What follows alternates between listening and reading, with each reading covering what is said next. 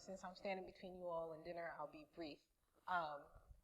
Good evening, I'm Dr. Rosalind Nguyen, and I want to share with you our recent findings for using a photonic crystal fiber for detecting immunoglobulin materials, and these are also known as antibodies. And the authors of this paper include my graduate student, Jad Rabah, who's in the audience, Alpha Mansouri, who's an undergraduate student who could not attend, and my colleague, Metin Duren, who's in the Environmental Engineering Department at Villanova University. And so, I think I hit the wrong button. Here we go. So here is an overview for today's talk. I'm going to give you an idea of what it is that we do in our laboratory, and then give a brief tutorial on photonic crystal fibers and how we apply them for spectroscopic uses, and then I'll share with you our experimental findings and what our future directions will be. And so I basically developed this lab from scratch in 2005, and we focus on developing photonic devices and fiber-based sensors, and we are interested in understanding the fundamental principles that govern photonic crystal fibers and how we can exploit those for sensing applications. And so PCFs are a modified version of a conventional optical fiber, and they have air holes that extend along the length of the fiber, and they're carefully placed and have very small diameters.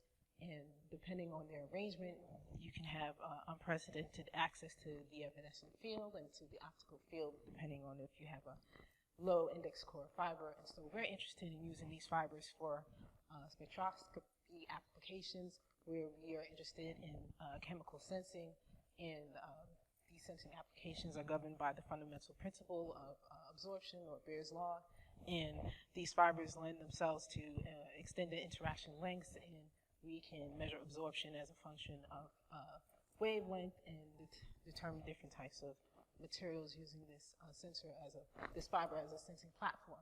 And so the fiber structure that we're highlighting in this talk is a steering wheel photonic crystal fiber, and the dimensions of the fiber is that it has a solid core, 3 micron diameter core region, and then it's surrounded by 3 large ear core regions that have about a 22 micron diameter, and then the cladding is standardized to the 125 micron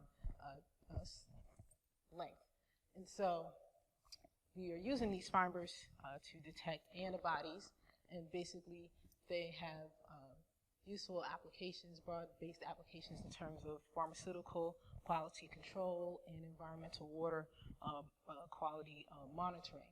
And so these antibodies have a unique geometry that provide a lock and key mechanism, and they attach themselves to proteins that reside on the antigen. They basically allow us to do indirect detection of antigens or pathogens in different types of settings.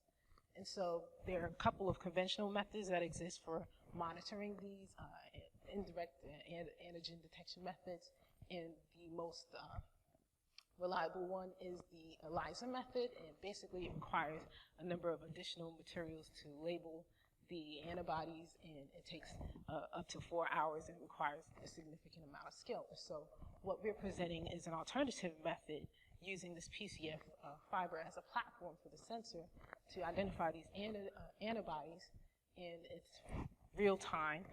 It requires very small sample volumes, and it doesn't require any additional materials, and undergraduates can do it, so it requires very little skill. So no experience is needed. And we started this work about 3 years ago when a colleague of mine ran into me in the hallway and said, hey, I have these antibodies, can your sensors detect them? And I said, well, I'm not sure, but I'll try. And the region that we were interested in was the infrared region, and not too many people had spent time looking at antibodies in that region, and so we came up with a very crude configuration to see if we can monitor any kind of spectroscopic characteristics. And with a lot of luck, we were able to monitor and detect the presence of different types of antibodies, as well as mixtures of antibodies, and have distinct spectroscopic signatures for each case. And then when we tried to move down to very low concentrations, we started to witness some counterintuitive behavior. And so we went back and restructured our configuration, and we tried to address some of the transmission losses in our system, and explain what were these inconsistencies when we moved down to lower concentrations. And so we straightened the fiber because in that earlier configuration we had not supported the steering wheel fiber, and we also enforced some control around the biology of the samples. So we refrigerated them, we enforced expiration dates, and we tried to perform sample experiments as soon as we prepared the sample to promote the integrity of the sample biology. And so one thing that we noticed was in the sample preparation, we started with a solid tablet and added it to a buffer to make our stock solution. If we weren't careful with maintaining the homogeneous state of the stock solution, we could corrupt the actual lower concentrations as we went through our different experiments. So in the second generation of our system, we supported the PCF fiber, and we moved to patch cord fibers that are commercially available to make the system more plug and play and user friendly. And then we took our spectroscopic measurements, and we noticed that we were able to monitor the spectroscopic signature of the antibodies, and they varied in concentration, but we noticed that the same inconsistencies were arising. However, they were happening with different concentrations. So instead of the stronger concentration having the stronger absorption characteristic, the intermediate concentration dominated the absorption process. And so we had to go back and investigate what is it that we're doing. So we tried to control the sample preparation process on the biology end, and then we also addressed the sensor configuration to control the mechanics of the sensor to see if we can get to the bottom of what's happening in our system. And so with the sample preparation process, we purchased our aqueous samples and moved away from the solid tablet sample preparation process to minimize the absorption scattering losses due to starting from the solid tablet. And we got the regulated samples, aqueous samples from the manufacturer, and standardized samples from the manufacturer, and we noticed that we measured significantly better transmission and less loss in our system. So we controlled that side on the biology end, and then we provided more support and structure to our sensing configuration, and we started with the plug-and-play configuration with our patch cords on the ends, but that introduced or kept a lot of alignment, misalignment or coupling losses in the system, and so we had to contend with lateral misalignment, angular misalignment, as well as mode field diameter mismatching. And so we eventually got to a configuration where we had to go back to our first generation setup and start with a bare single mode fiber coupled to a broadband light source and launch light into the steering wheel fiber and take that directly to our spectrum analyzer and control the there is no bend in the steering wheel fiber, but to control the mechanical integrity of the steering wheel fiber. And so this is the actual setup. As you can see, the fiber is fully supported.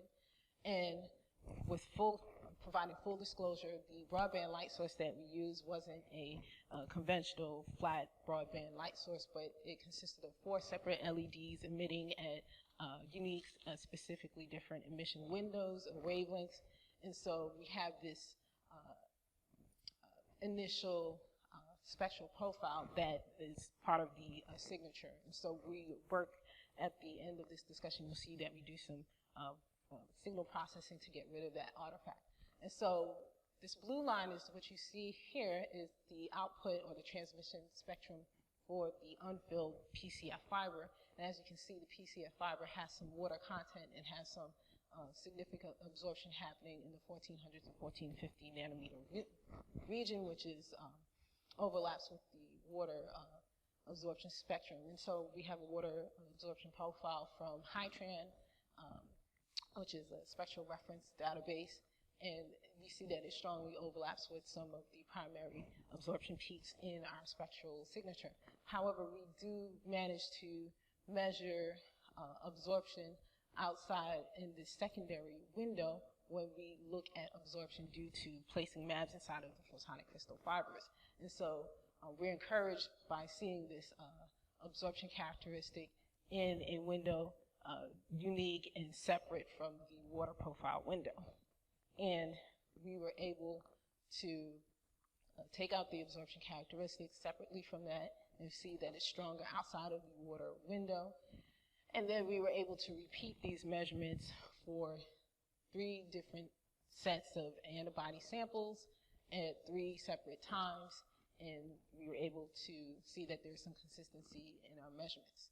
And so we also wanted to confirm our measurements, and so what we did was we took the initial transmission signature and we wanted to smooth out the artifacts of having 4 separate LEDs and our broadband light sources. So what we did was we used a weighting algorithm to smooth out that initial line and then apply that weighting algorithm to our 3 measured trials, and we were able to see that the absorption characteristics persisted for both the water regions and the regions separate from the water spectral window.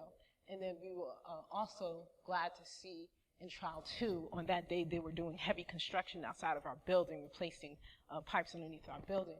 We were able to pick up the vibration of those heavy trucks nearby our building, and we could actually see that we were able to preserve that vibration or noise from those heavy machinery trucks in the blue trial 2. And so where we are now, we are encouraged by our results. We are able to detect both water absorption and the water that's happening distinctly outside of the water region in the 1500 to 1570 nanometer region. And so what we hope to do in the near future is to move to reduce sample concentrations and also play around with the sample volumes, and then move to refrigeration of the samples while monitoring the absorption characteristics, and move down to very low temperatures to see if we can monitor those transitions in the spectral regime. And so at this time, I'd like to acknowledge my collaborators at Stevens Institute of Technology, and also my collaborators at Villanova, and my lab mates, or my students at Laboratory for Lightweight Devices at Villanova. And I'd like to open the floor to any questions and let you all go get your food. Okay?